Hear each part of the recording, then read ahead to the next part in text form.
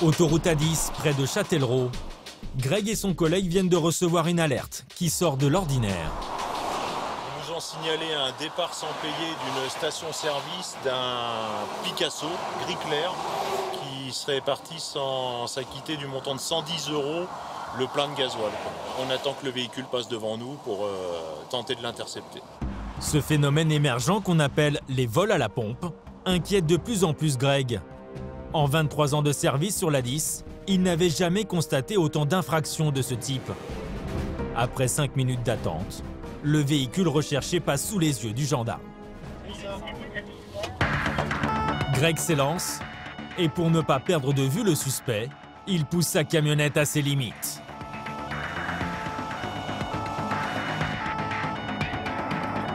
Hop là, il sort sur l'aire de repos là. Très vite, le véhicule quitte l'autoroute. Il nous a vus, il sait pourquoi on est là.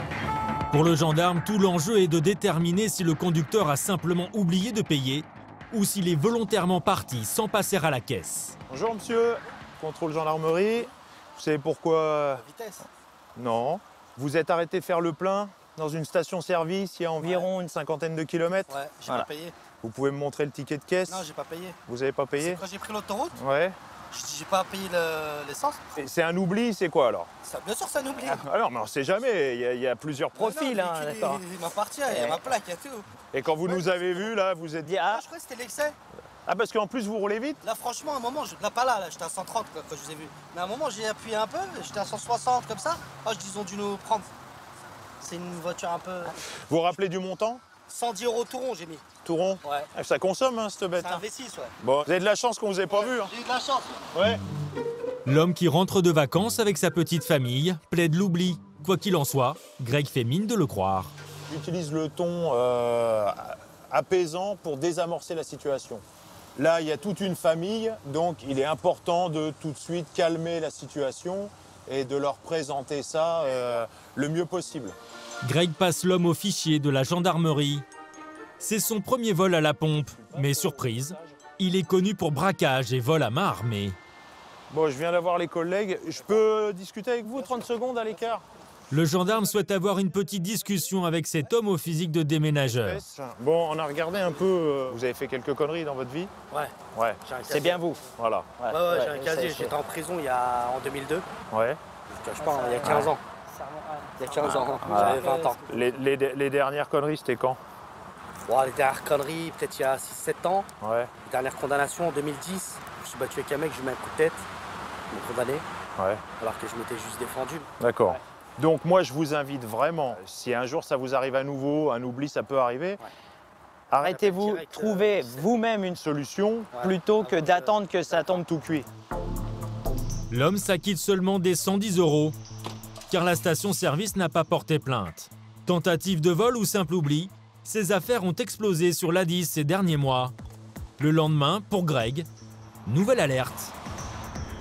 On va avoir un véhicule de couleur noire. On a été appelé par la station-service Esso qui nous a signalé le départ sans payer d'un véhicule qui s'est servi en carburant. Et coup de chance, C'est quoi ça? C'est quoi comme modif? Greg tombe tout de suite sur la voiture recherchée. Cette fois-ci, il s'agit d'une luxueuse berline allemande avec à son bord un couple de quinquagénaires. Direction la station-service la plus proche. Bonjour messieurs, dames. Bonjour. Vous pouvez me présenter les papiers du véhicule et votre permis, s'il vous plaît? Le mari semble agacé d'être contrôlé par les gendarmes. Eh, monsieur, s'il vous plaît, vous êtes arrêté à la dernière station-service, on est d'accord? Oui. On est d'accord? Vous avez fait le plein de carburant, on est d'accord? Oui, toujours, oui. Oui, toujours. Vous pouvez me présenter un ticket de règlement, s'il vous plaît? Le règlement? Oui. Vous avez réglé votre carburant comment? Il comprend enfin pourquoi il a été interpellé. Il est parti sans payer et il ne supporte pas de passer pour un voleur. Parfois l'autoroute monte à la tête. Notre équipe va en faire les frais. T'aimerais bien que... L'homme se jette sur nous. T'aimerais bien que je m'énerve. T'en mettre une. Quand tu paieras les impôts que je paye, petit trou du cul, va. On a fait un délit de rien, Bande on a de une mous, tronche va. à pas payer l'essence. Puis il s'en prend aux gendarmes. Et vous avez de la chance de ne pas être en banlieue, parce qu'en banlieue, quoi. Ah oui, en banlieue, tout le monde s'échappe en banlieue, mais pour nous faire chier à nous, là, vous êtes bons. Ouais. Par contre, si vous passez côté délinquance, je peux plus rien pour vous. Moi. Arrêtez. Ah mais une agression physique, monsieur, c'est de la délinquance. Arrêtez. Monsieur, calmez-vous. Je sens que vous êtes dans les tours. Vous réglez, et puis on n'en parle plus. L'homme va finalement régler ses 80 € d'essence et reprendre sa route. Allez-y, monsieur, allez-y. Ces comportements agressifs sont le lot quotidien des gendarmes de l'A10, la plus grande autoroute de France. Aux portes de Paris, le péage de Saint-Arnoux, avec ses 43 millions de véhicules par an, c'est le plus grand péage d'Europe. C'est ici que débute l'A10. Depuis la capitale, cette autoroute hors norme se déploie sur 543 km pour relier Bordeaux. C'est la plus longue autoroute du pays, mais aussi l'une des plus empruntées. Chaque jour, 80 000 véhicules y circulent en moyenne, avec des pics de fréquentation en pleine saison estivale, pouvant atteindre les 150 000. Un trafic intense qui génère des accidents impressionnants. Mais là où ils ont tapé sur le rail... Moi, je devais dormir, puis lui, il a dû s'endormir. Ouais. Moi, C'est pas, il a dû s'endormir, il s'est endormi. Bah oui, c'est vrai. Conduite dangereuse, excès de vitesse. 180. Dans leur lutte contre les délinquants de la route, cet été, les gendarmes n'auront aucun répit. Pour traquer les chauffards, ils sortent l'artillerie lourde. Véhicule de style Ford Fiesta de couleur noire. Autres anges gardiens de l'A10, les patrouilleurs. 24 heures sur 24, ils interviennent pour sécuriser l'autoroute au plus près des voies de circulation. Un travail sous haute tension. Chaque seconde est comptée là? Ah oui, bien sûr, parce que derrière, vous voyez, on provoque un bouchon. Parfois au péril de leur vie. 124 véhicules de patrouille ont ainsi été heurtés l'an dernier. Pour les douaniers, l'A10, c'est surtout l'autoroute de la drogue. L'axe le plus emprunté par les trafiquants en provenance d'Espagne et du Maroc. Ces derniers mois, les équipes ont réalisé des saisies records, les plus grosses de tout le territoire. Apparemment, ça sera le plus beaucoup de ma carrière. Et régulièrement, ils mettent la main sur des véhicules bourrés d'argent liquide. Vous avez des justificatifs pour cette somme d'argent? Non, c'est mon ami qui m'a donné. Go fast, course-poursuite et accident, plongés dans les dessous de l'autoroute A10.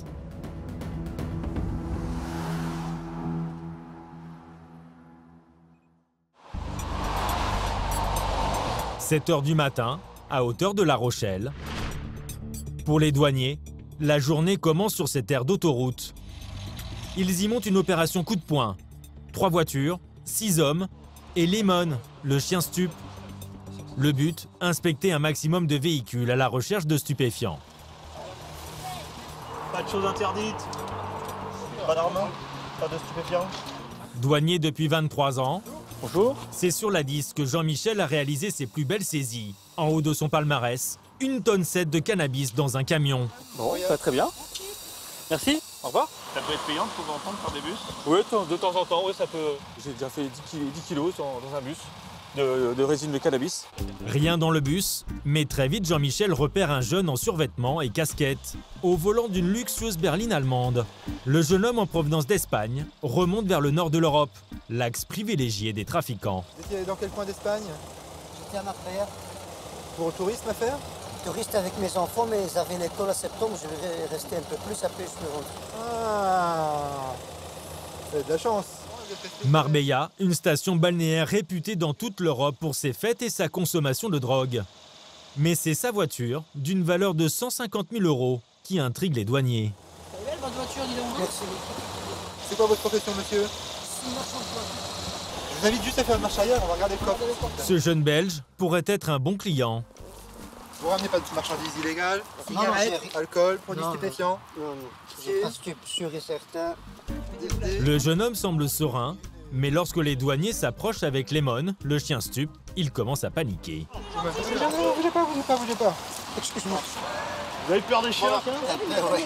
Un chien de police, il va m'attraper. Si vous avez de la drogue sur vous, il va vous mordre, mais vous n'avez pas de drogue. Là, il n'y a rien sur vous. Non, D'accord. Dans votre voiture, il n'y aura rien. Hein. non, tu peux contrôler tout ce que tu veux. Pourtant, au fond de ses poches, dans son paquet de cigarettes, les douaniers font une découverte. Une boulette là. Une boulette de résine de cannabis. 3 grammes.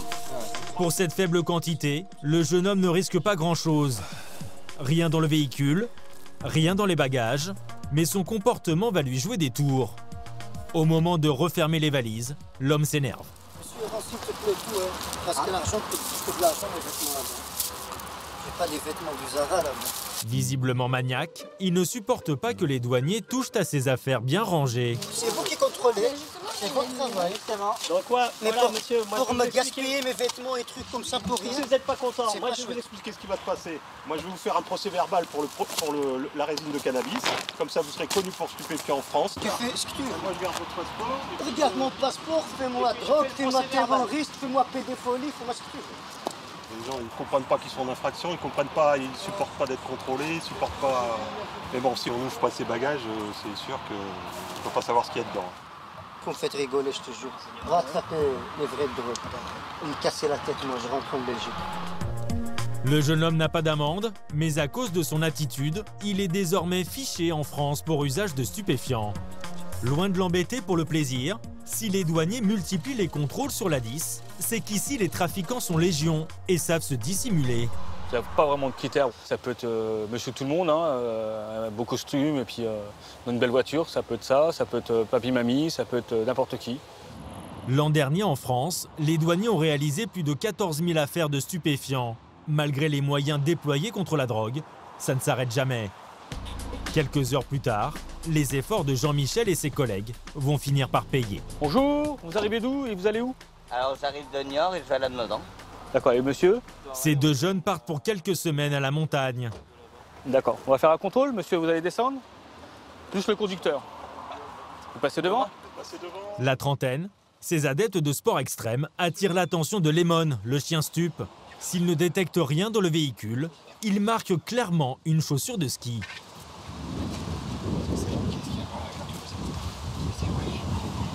Bon, donc il y a un petit peu d'herbe, comme le chien l'a dit.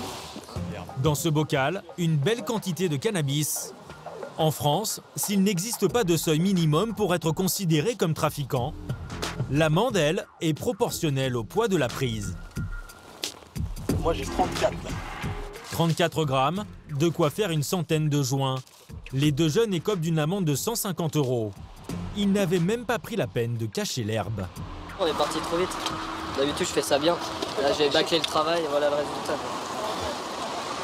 Bâclé, c'est-à-dire vous l'avez pas caché, c'est ça? Bah, j'aurais pu essayer. Ouais, avec un chien, c'est difficile. Hein. À part me les foutre dans le cul, compliqué. Hein. C'est le jeu du chien à la souris, tant pis. Pas vu, pas pris. Ce genre de prise, ça arrive souvent? Ouais, c'est souvent qu'ils se promènent avec ce genre de quantité, quoi. Bon, après, c'est pas non plus l'affaire du siècle. Hein. Vous avez connu mieux? Ouais. Pour les douaniers de l'autoroute A10, c'est une toute petite prise. Sur cet axe considéré comme l'autoroute de la drogue, ils ont réalisé des saisies records. Depuis le début de l'année 2017, c'est un déferlement. Le 16 janvier à Saint-Maur-de-Touraine, les motards de la brigade de Poitiers interpellent un 4x4 immatriculé en Espagne. Dans la voiture, ils saisissent près d'une demi-tonne de cannabis, pour une valeur de 3 millions d'euros. Le 7 février, à Fresnay-l'Évêque, les douaniers procèdent au contrôle d'un camion frigorifique marocain. Dans les casiers sous la remorque, ils découvrent 579 kilos de résine. Le 25 mars, près de Niort, dans un camion ukrainien, au milieu d'une cargaison de lessive et d'adoucissants, les douaniers de La Rochelle dénichent 688 kilos de stupéfiants. Une prise sensationnelle, digne de la grande distribution. Il a fallu de la manutention, hein, il a fallu peser tout ça. On a le caddie et on fait on transvase. Une saisie record d'une valeur de 5 millions d'euros. Mais ça ne s'arrête pas là. Allez, tout. 2 mois plus tard, le 6 juin, près de Saintes, il est 9 h du matin quand Lemon s'agite devant un camion immatriculé en Espagne. Le chauffeur est très nerveux. Il n'a pas une attitude normale d'un routier qui est contrôlé, qui n'a rien à se reprocher. Bizarrement, le conducteur transporte des pommes de terre avariées et des oignons pourris. Sous la marchandise, les douaniers découvrent 123 paquets de cannabis pour un poids total de 135 kilos. C'est ce qu'on cherche tous les jours. Malheureusement, on n'en fait pas tous les jours, mais c'est ce qu'on cherche quotidiennement. 4 saisies exceptionnelles à leur tableau de chasse. Avec près de 2 tonnes de stupéfiants en à peine 6 mois, les douaniers ont déjà largement dépassé leurs résultats de 2016, l'année précédente. Pourtant, leur plus beau coup de filet sur l'autoroute A10 reste encore à venir. La cible principale des douaniers de l'A10, ce sont les réseaux de drogues internationaux capables d'acheminer plusieurs centaines de kilos de stupéfiants. Leur moyen de transport favori, les semi-remorques. À longueur de journée, Jean-Michel et son collègue Laurent sont à l'affût. Ils guettent les camions à s'en faire des torticolis. Pas facile, 12 millions de poids lourds transitent ici chaque année. La difficulté, c'est que ça va très vite, donc on n'a pas trop le temps de les regarder, de les voir. Donc il faut se décider très vite. Avec l'expérience, Jean-Michel repère en quelques secondes les véhicules suspects. Comme ce camion blanc, sans aucune inscription sur ses flancs. Ouais, camion blanc, ouais. Pas de poursuite à vive allure. Quelques centaines de mètres plus loin, il l'intercepte en douceur. Le semi-remorque roumain est contrôlé sur l'aire d'autoroute suivante.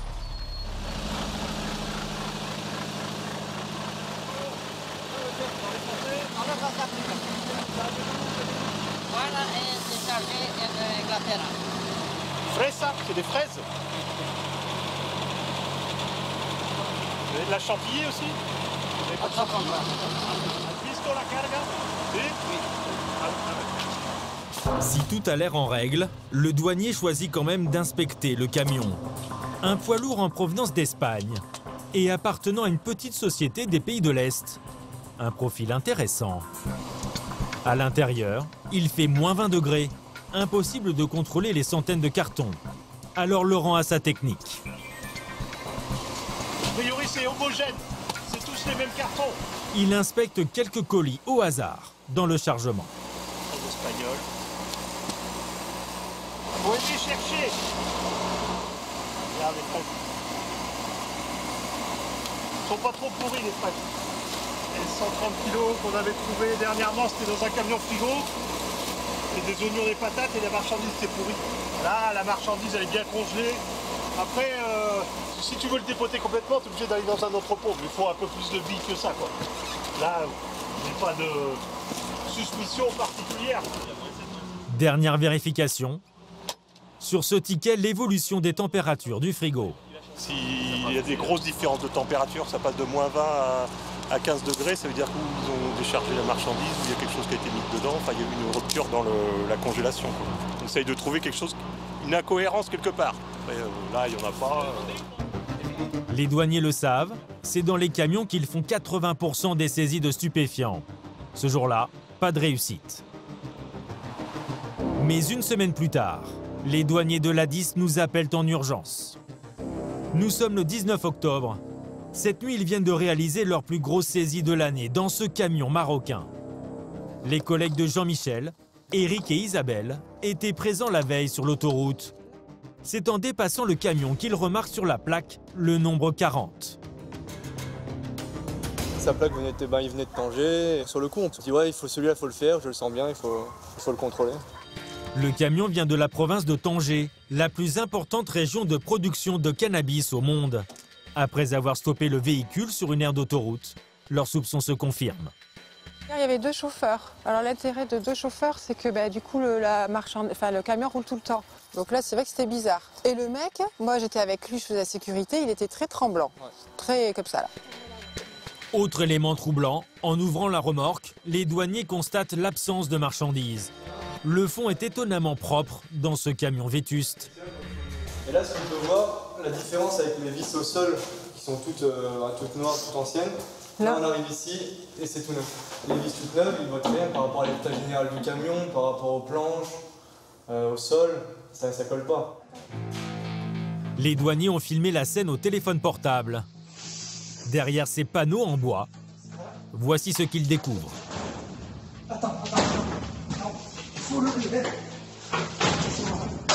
Une cage secrète en double fond. À l'intérieur, 73 valises marocaines contenant chacune 40 kg de résine de cannabis. Le dispositif de double fond, très commun chez les trafiquants, est rarement d'une telle dimension. Ils ont créé une paroi pour faire une cache aménagée et pour gagner 1,20 m au sol, quoi. Là, on voit bien, regarde. Non, après, honnêtement, c'est super bien fait. Au total, 2,3 tonnes de stupéfiants pour une valeur record d'environ 17 millions d'euros. Pour moi, c'est le plus beau coup, ouais. Et quant à Eric... Ça fait 6 mois que je suis en douane, donc apparemment, ce sera le plus beau coup de ma carrière.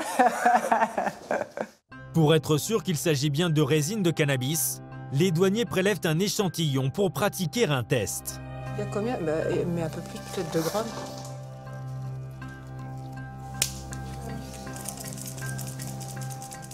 Le test est positif, c'est bien de la résine de cannabis. L'échantillon sera ensuite envoyé au laboratoire des douanes de Marseille. Ils effectueront une analyse plus poussée pour tenter de remonter le réseau de trafiquants. La composition du produit peut amener à cibler une région de production. C'est très intéressant pour les suites de l'enquête. En attendant, la saisie exceptionnelle a submergé les douaniers et transformé la réserve en supermarché de la drogue. Toutes ces valises marocaines, elles, ont été détruites. Les 2 chauffeurs risquent 10 ans d'emprisonnement et une amende pouvant aller jusqu'à 10 fois la valeur de la marchandise. Mais ces belles prises ne sont pas représentatives du quotidien des douaniers de l'autoroute A10. Fusillades, courses-poursuites et même règlements de compte. Ces dernières années, les problèmes de sécurité se multiplient. Et les trafiquants n'hésitent plus à foncer sur les forces de l'ordre pour sauver leurs précieux chargements.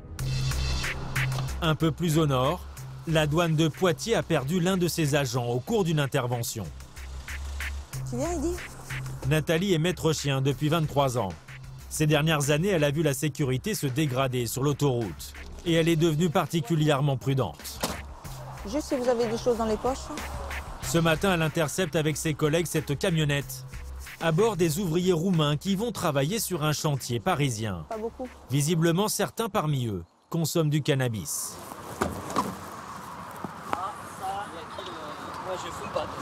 C'est à qui ça? Vous en avez? Bah, donnez-le. L'homme a dissimulé l'herbe dans son slip.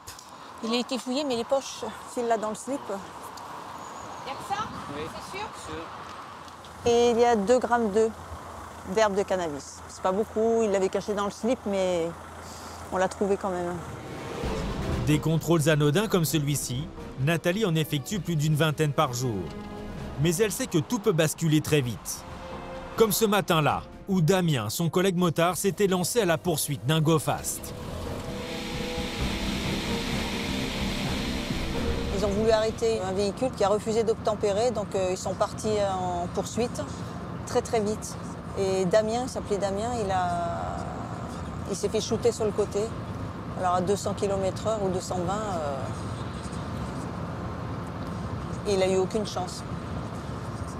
On l'a emmené par hélicoptère à l'hôpital de Tours, mais le cerveau était mort déjà. Et dans la voiture, il y avait 300 kilos dans le coffre de shit. Et il avait 2 petits garçons et j'ai pris conscience que moi aussi j'ai 2 petits garçons. Je pouvais leur dire au revoir le matin et pas les revoir le soir. Les douaniers prennent tous les risques pour mettre la main sur les trafiquants et leurs cargaisons. Mais pas seulement. Au quotidien, ils confisquent d'importantes sommes d'argent liquide provenant du marché de la drogue.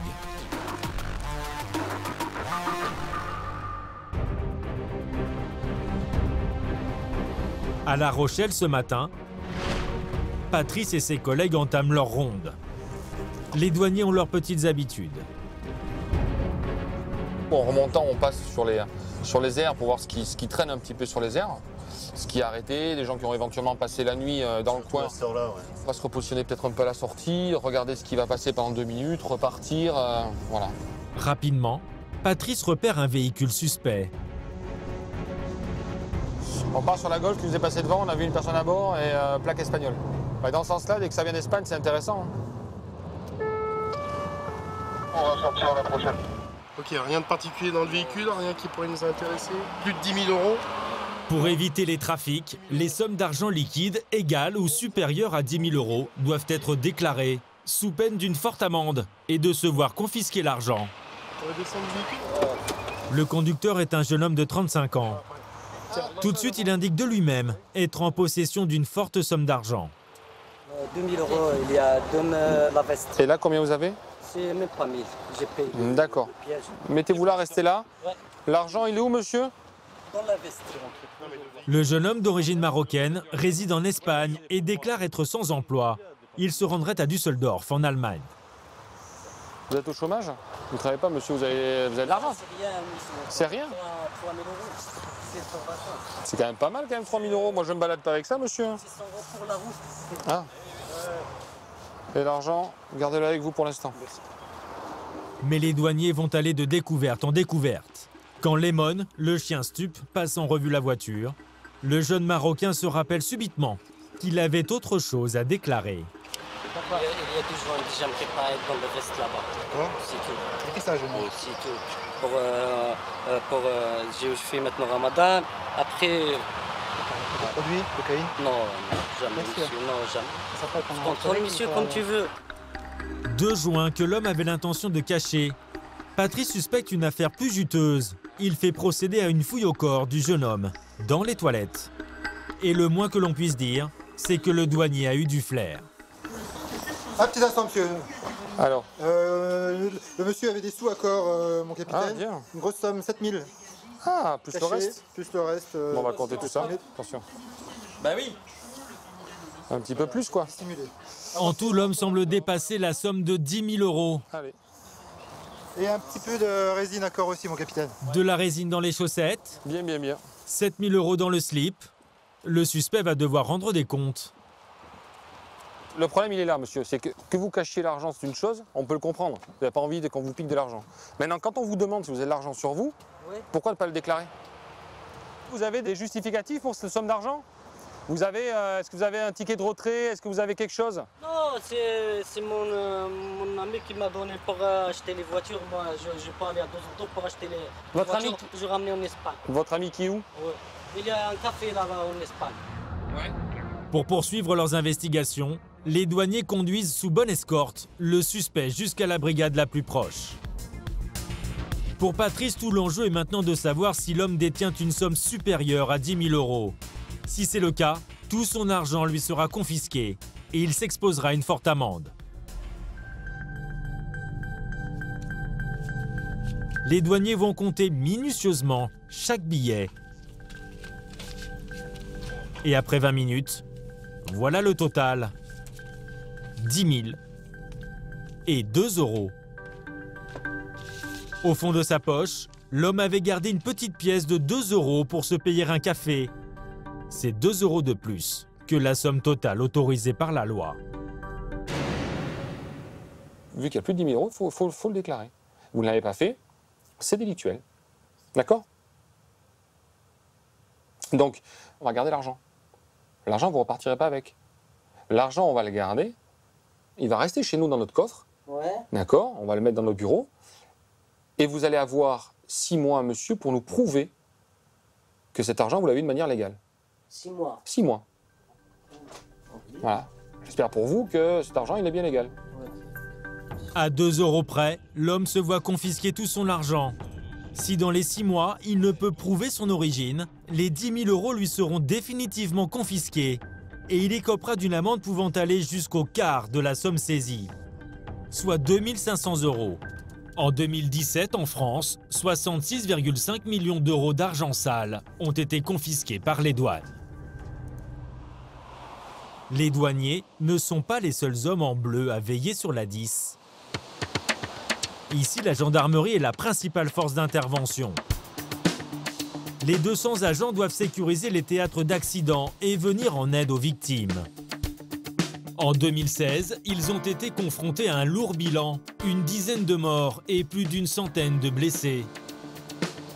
C'est le début de l'été et les gendarmes s'attendent au pire. À 3 heures de Paris, au peloton d'autoroute de la gendarmerie de Châtellerault, comme tous les matins depuis 4 mois, Nora, 21 ans. prend son service.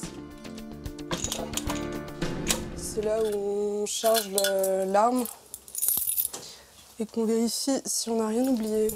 La jeune femme sort tout juste de l'école. Fille de militaire, elle s'est enrôlée à la gendarmerie avec un objectif, être sur le terrain. Le premier tir, vu qu'on stresse un peu, ça tape assez fort. C'est pas le même recul que quand on est avec les pistolets automatiques. Ça impressionne au premier coup, on va dire. Aujourd'hui, Nora va intervenir sur son premier gros accident de la route. Interviennent au P4 304, accident de la circulation, AVS sur le 3 qui est sur la BAU. C'est reçu. Il y a un accident de la circulation, donc je vais prévenir mon collègue et on y va. Tiens, Sylvain. Ah oui. L'incident s'est produit sur l'autoroute A10, il y a moins de 5 minutes. Une voiture a fait plusieurs tonneaux. Pour l'instant, les gendarmes n'ont aucune information sur l'état de santé des victimes. Très vite, Nora et son collègue arrivent sur les lieux. L'accident est spectaculaire. Le véhicule a percuté la glissière de sécurité et explosé la borne SOS pour finir sur le toit. Les passagers, extraits de l'épave par les pompiers, sont miraculeusement sains et saufs. Ils ont un véhicule relativement neuf qui les protège aussi pas mal, donc c'est vrai que c'est bien pour les occupants du véhicule d'être protégés, quoi. Le choc a été extrêmement violent. Les passagers ont été sauvés par les airbags. Mais ce qui intrigue Nora, ce sont ces cubis de vin éparpillés un peu partout sur la chaussée. Elle et son collègue se demandent si l'alcool n'est pas à l'origine de l'accident. Ça va? Oui. Vous avez consommé de l'alcool, non? Non. Allez, tout, je vais vous faire souffler dans un appareil. Vous prenez un peu d'inspiration, vous soufflez tranquillement pendant 3-4 secondes. Vous pouvez le faire souffler. Moi, je vous dis d'arrêter, d'accord? Allez, encore, allez, c'est bon. L'homme n'a pas consommé une goutte d'alcool. Alors comment expliquer l'accident? Qu'est-ce qui s'est passé, vous vous rappelez, non? Moi, je devais dormir, puis lui, il a dû s'endormir. Ouais. C'est pas, il a dû s'endormir, il s'est endormi. Bah oui, c'est vrai. Vous êtes endormi, monsieur, expliquez. Ah bah, comment expliquez-vous autrement? Alors, t'as eu un malaise? Non, j'ai pas eu de malaise, non. Ce couple de retraités parisiens comptait pour les vacances retrouver leurs petits-enfants à Royan. Le conducteur s'en tire seulement avec une grosse plaie sur le haut du crâne.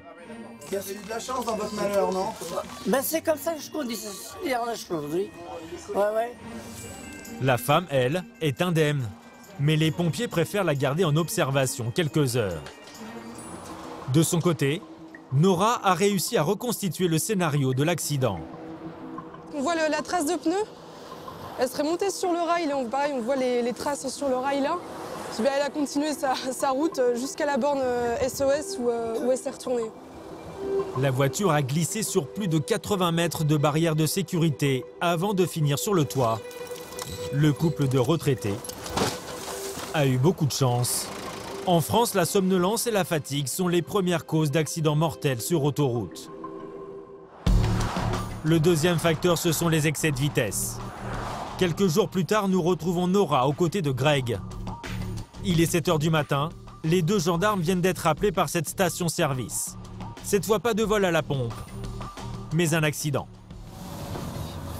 Il y a eu un accrochage et puis la personne vient juste d'arriver. Pour ça, le monsieur m'a demandé. Ok. Donc, merci, c'est gentil. Deux véhicules se sont percutés sur l'autoroute. Ils viennent tout juste de se garer. A priori, la vitesse serait la cause de l'accident. Bonjour messieurs, dames. Pas de blessés? Vous avez mal au dos? J'ai un peu mal à la tête. Est-ce qu'on fait venir les pompiers? Moi ça va, je suis juste énervée, c'est tout. Ça va aller? Parce que je sors d'un accident de voiture très grave et je sais tout, j'ai eu peur. D'accord, très bien. Ça va monsieur? Moi j'ai un peu mal à la tête, mais c'est comme il me taper. D'accord. Le couple de jeunes qui suivait madame roulait semble-t-il trop vite sur cette portion d'autoroute en travaux et limitée à 70 km/h. Leur véhicule est venu s'encastrer sur cette voiture rouge.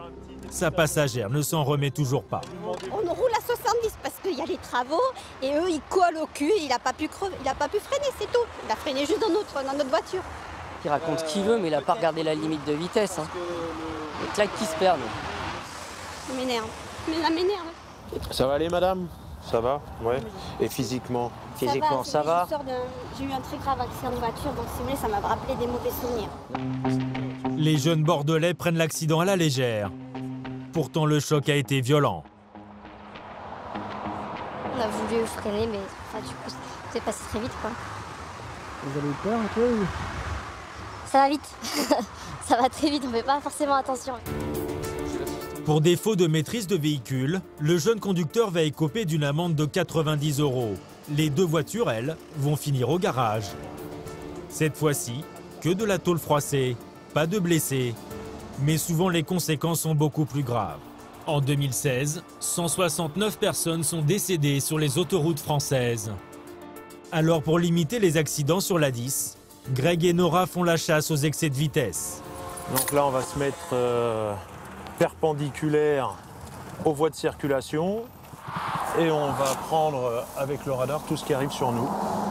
Masqués par les piliers d'un pont, Greg et Nora devraient faire mouche rapidement. Pourtant, après 10 minutes, leur radar reste désespérément muet. Repérer les chauffards aujourd'hui devient un exercice de haute voltige. Il y a quelques années, vous vous mettiez ici, vous restiez 2 minutes et vous partiez derrière un véhicule à plus de 160-170 km/h. Au jour d'aujourd'hui, voilà, on a des 120, 123, 124, 125. La raison de ce changement, une application GPS indiquant la position des gendarmes et de leur radar. La botte secrète des automobilistes. Voilà, là on voit qu'on est signalé une fois. Et c'était il y a 8 minutes. On est arrivé il y a 10 minutes à peine. Ce genre d'application c'est utilisé par beaucoup de personnes. Ouais, 2-3 minutes, 5 minutes maximum, on est déclaré, je sais pas, peut-être 10-15 fois au minimum. C'est un peu rageant, on va dire. Bah, c'est frustrant surtout. Débute alors le jeu du chat et de la souris, version 2.0. On essaye de changer d'endroit, d'être le plus mobile possible pour pas être repéré et puis avoir une action complètement inefficace. Démonstration en temps réel, à peine installée, déjà signalée. Voilà. Ça fait combien de temps? 1 minute. Voilà. Comme d'habitude. Comme d'habitude. Rien à se mettre sous la dent aujourd'hui. Désormais, les Français sont de plus en plus connectés. Alors pour attraper les contrevenants, Greg et Nora sont obligés de ruser. Le lendemain, ils ont fait appel à des motards en renfort. Caché derrière un panneau de signalisation d'une aire d'autoroute, le major Robert tente de prendre les chauffards par surprise. À quelques kilomètres de là, sur une bretelle d'autoroute, Nora est chargée de les réceptionner. La jeune femme ne va pas rester longtemps les bras croisés.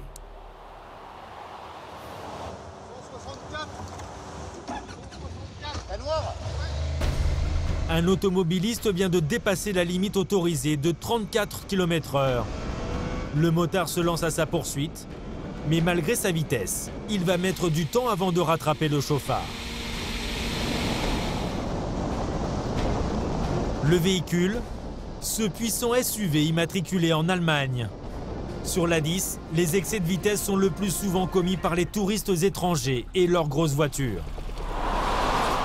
Bonjour monsieur, la gendarmerie. Veuillez présenter votre permis de conduire ainsi que la carte grise du véhicule, s'il vous plaît. Vous êtes conscient que vous rouliez trop vite? Vous n'avez pas fait attention, hein? D'accord. Ce conducteur allemand n'est pas très inquiet. Et pour cause pour les étrangers, pas de retrait de points, juste une amende de 90 € à payer immédiatement. Est-ce que vous avez l'impression d'être dangereux à cette vitesse? Non, pas dangereux parce que j'ai l'habitude de rouler à 220, 40. J'ai un Porsche en Allemagne. Si cet Allemand prend bien les choses, sur l'A10, de plus en plus de touristes ne peuvent s'empêcher de contester leurs infractions. Comme ce conducteur hollandais qui rentre de vacances. 158. Nora procède au contrôle. Et tout de suite, ça se complique. Peut-être on peut changer un peu entre français et anglais. Que vous voulez. What do you want? Nora parle parfaitement espagnol, mais malheureusement, pas un mot d'anglais. L'homme comprend mal le français, alors le lieutenant lui amène le radar. 158 km/h. Problème, ce touriste affirme avoir roulé avec le régulateur à 130 km/h. C'est le régulateur qui était à cette vitesse. Aux Pays-Bas, à chaque excès de vitesse, les radars prennent en photo la plaque d'immatriculation du véhicule. Sans photo à l'appui, l'homme est un peu tatillon. La vitesse a été relevée, monsieur. C'est à où? Vous avez des pièces de film ou quelque chose? Ah non, du tout, ça c'est... Ah oui. C'est votre mot contre la mienne. Que vous voulez maintenant? Les papiers du véhicule? Attends. Photo ou pas, l'homme va tout de même devoir s'acquitter d'une amende de 90 €. Il exige un justificatif. Vous avez ça en papier? Oui, je vous fais un reçu. Ok, maintenant? Oui, mais d'abord l'argent. Ah oui. You can pay now after. Yes, but à la carte, payer avec la carte. On peut pas. On n'a pas l'appareil. On n'a pas l'appareil. Ou alors un chèque encaissable en France. Peu drôle. Ah non, mais ça, oui, c'est pas fait pour peu drôle. C'est peu drôle que je dois payer cash. Le ticket, l'amende, ce n'est pas trop beaucoup. C'est un peu gratuit, mais malheureusement, faites attention. Malheureusement, ce n'est pas correct, mais allez. Bonne soirée. Ce conducteur hollandais peut reprendre l'autoroute, mais son comportement, comme celui de certains contrevenants, agace Nora au plus haut point. Celui-là cherchait un peu la petite bête, entre guillemets. Mais ouais, il y en a souvent. Après, le tout, c'est de garder son sang-froid, parce qu'en plus, j'avais l'impression qu'il nous prenait un peu pour des imbéciles. Après, vous avez vu, il nous a dit au revoir, et il est reparti avec le sourire. C'est le principal. Contestation, application GPS pour échapper au contrôle. Face à un quotidien de plus en plus difficile, à quelques centaines de kilomètres de là, d'autres gendarmes n'hésitent plus à sortir les gros moyens pour traquer les chauffards.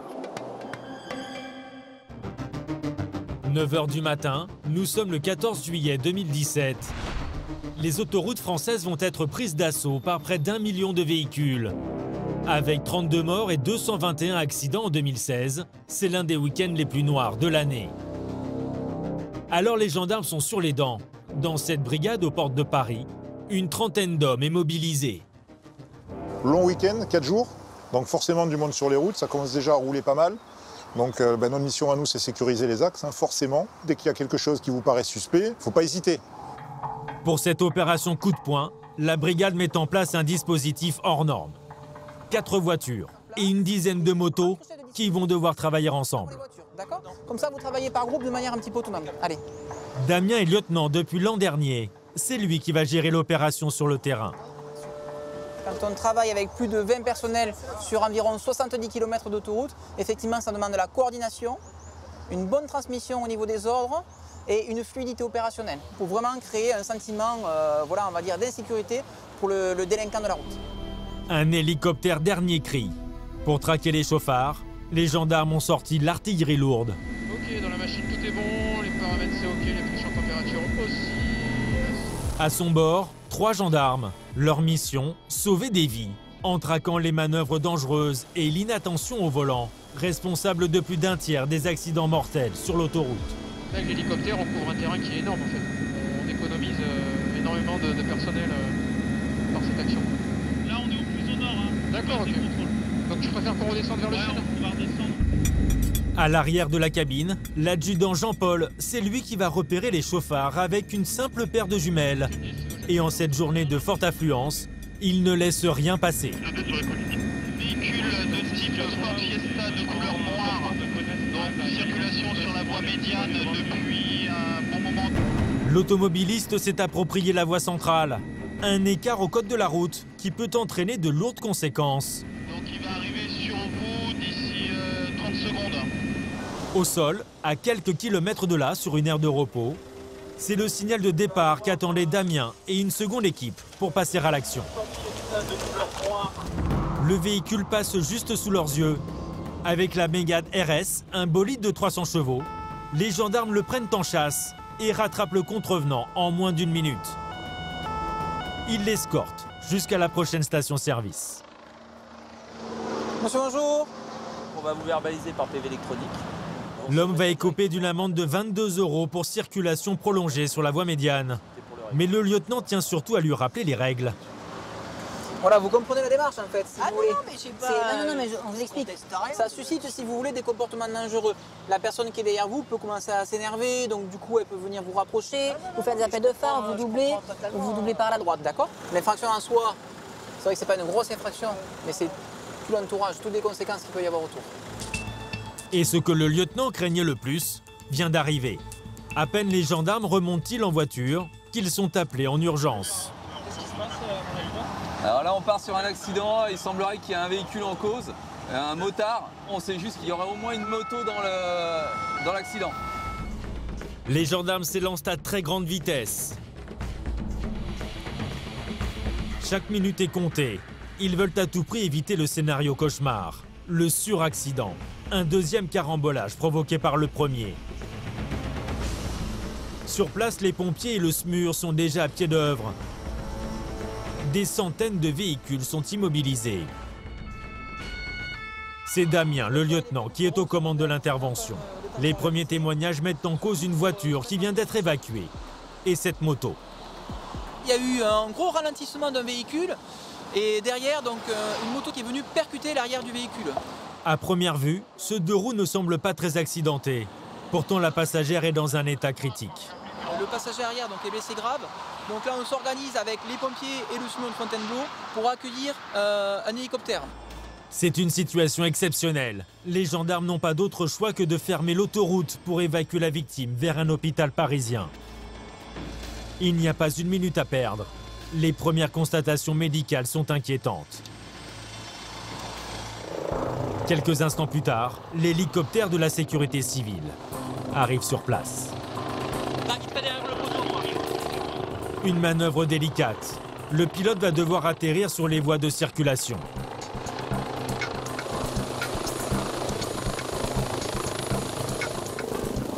Oh là là là là là là! Mais pourquoi il se pose pas au milieu?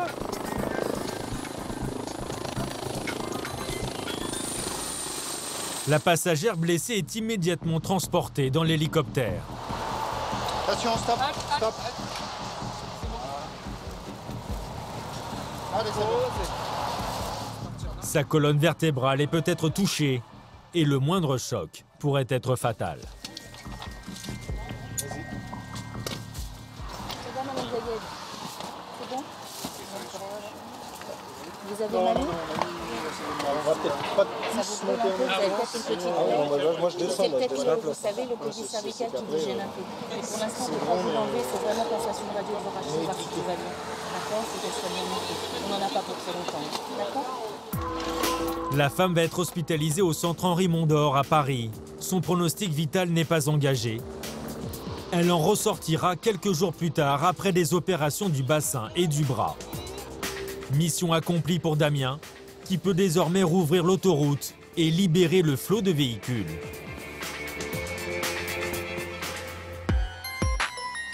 Mais les gendarmes ne sont pas les seuls à veiller sur les automobilistes de la 10. Pour entretenir la plus grande autoroute de France et ses 30 stations-service, plus de 1000 personnes y travaillent quotidiennement. Parmi eux, 178 patrouilleurs s'activent jour et nuit pour surveiller, entretenir et sécuriser les voies. On les appelle les anges gardiens de l'autoroute. Toujours en première ligne, ils sont particulièrement exposés aux dangers. Direction Tours, sur la 10. Dans ce centre technique, l'un des plus grands de l'autoroute, 18 patrouilleurs sont en alerte 24 heures sur 24. Laurent est le plus aguerri de la station. Après 11 ans de service, cet ancien pompier vérifie toujours son matériel, comme un pilote de ligne. La flèche à gauche, demander au client de circuler sur la gauche, sur la droite, ou alors la croix qui interdit au client de nous dépasser.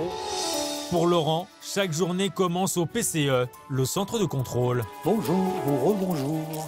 Ici, 470 km d'autoroute sont constamment sous haute surveillance grâce aux 138 caméras installées sur le réseau. Et la première force d'intervention en cas d'incident, ce sont les hommes en jaune, comme Laurent. Donc, je te transmets ta fiche. Sinon, au niveau de ta ronde, tu commenceras plutôt par le sud. Tu feras ensuite l'est, l'ouest et le nord. Et en fonction des événements... D'accord. À tout à l'heure. À tout à l'heure. À la différence des pompiers ou des secouristes, Laurent, lui, va au-devant de tout ce qui pourrait entraîner un accident grave. Là, nous sommes partis pour 2h30, 3 heures de ronde en fonction des événements. Si tout va bien, c'est à peu près le temps qu'on doit mettre. Quand on prend son poste, on ne sait jamais ce qu'on va faire. Chez le PCE qui m'appelle pour un événement. Oui, je t'écoute.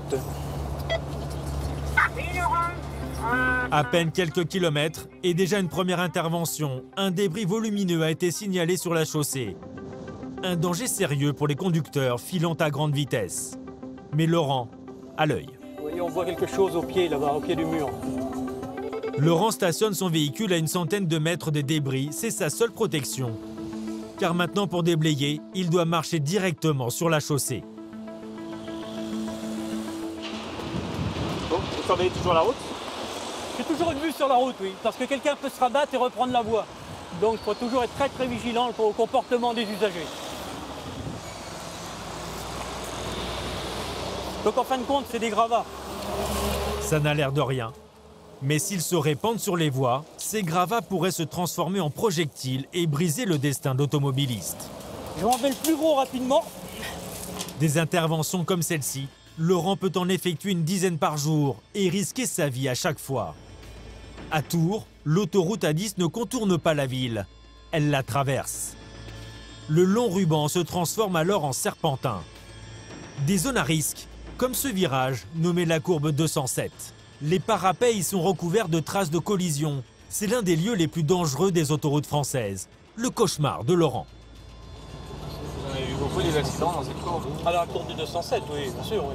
Quand on y va, on sait que c'est dangereux, on connaît le danger, donc déjà le fait de le connaître, on le maîtrise beaucoup mieux. Mais on sait qu'il faut toujours être très très très vigilant. À la sortie de cette sinistre courbe, Laurent aperçoit un débris. Hors de question de le laisser traîner et d'augmenter encore les risques d'accident. Il s'arrête immédiatement sur la voie d'urgence. J'ai vu un objet qui se trouve en TPC, en terre-plein central, que je vais essayer d'aller ramasser. C'est pas trop dangereux? On va voir en fonction de la circulation.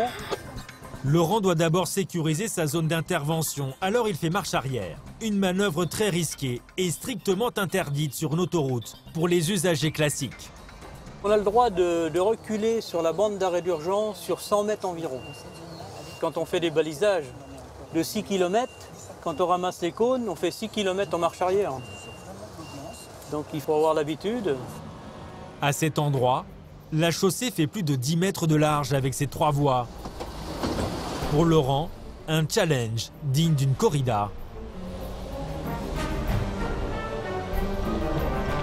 On estime la durée de vie d'un piéton sur la bande d'arrêt d'urgence sur autoroute à 15 à 20 minutes environ. Là, je vais y aller parce que là, ça commence à être un peu le... Non, on ne peut pas. Laurent prend ses risques insensés et déjoue le sort depuis plus de 11 ans. Le tout pour récupérer une simple pièce en plastique. Un carter perdu par une voiture.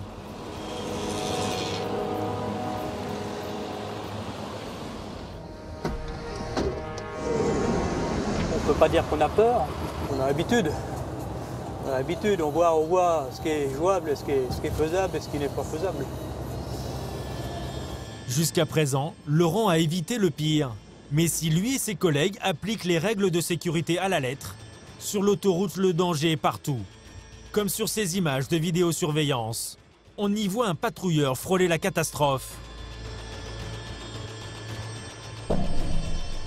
Dans cette autre vidéo, son collègue, lui, a eu moins de chance. L'agent est sauf et le chauffeur du poids lourd, miraculeusement indemne. Mais sur les 10 premiers mois de l'année, en 2017, 88 véhicules d'intervention ont été percutés, soit plus de 2 par semaine. Alors à Tours, on a décidé de montrer aux conducteurs la vérité en face, pour les inciter à la prudence. On expose désormais les camionnettes accidentées à chaque barrière de péage. Ouais, donc là, on arrive au véhicule de Alain. Le 3 juin 2017, Alain, un collègue de Laurent, porte assistance à un véhicule en panne sur la voie de droite. Mais très vite, l'intervention tourne au drame. Et il a été percuté par un poids lourd qui lui est arrivé par l'arrière. Heureusement, il avait bien respecté la zone tampon de 100 mètres. Il était en dehors de son véhicule. Donc ça s'est relativement bien terminé en ce qui le concerne. Le chauffeur routier a été que très légèrement blessé. Mais par contre, effectivement, on peut voir l'état du véhicule. Il suffisait qu'il soit à l'intérieur en train de prendre des cônes ou quelque chose, ça aurait été vraiment dramatique. Le moins longtemps possible dans le véhicule, ça, c'est notre règle d'or. Laurent met chaque jour sa vie en jeu sur l'autoroute A10 pour un salaire d'environ 2 000 € par mois et pas de prime de risque. Mais pour lui, peu importe le danger, hors de question de laisser un automobiliste en détresse. Je vais voir, je pense qu'ils sont en panne. Messieurs, dames, bonjour. Comment ça va? Vous êtes en panne, je suppose? Ouais, juste. Voilà. Ce jour-là, Laurent terminera sa patrouille en aidant cette famille portugaise sur la route des vacances. Ah, mais il faut avoir un petit peu d'aptitude, oui. La preuve, hein, ça va permettre d'arranger tout le monde. Grâce à Laurent, ces vacanciers vont pouvoir attendre le dépanneur tranquillement. Et avant de partir, il a même un petit mot pour les réconforter. Ça va s'arranger. Ça, c'est votre problème pour partir. Ouais, non mais il vaut mieux ça qu'un accident. Oui, Ah, ça c'est toujours embêtant, mais bon, vaut mieux ça. T'as bonnes vacances malgré tout? Merci, au revoir. Comme souvent, Laurent et tous les anges gardiens quittent leurs usagers avec de grands sourires.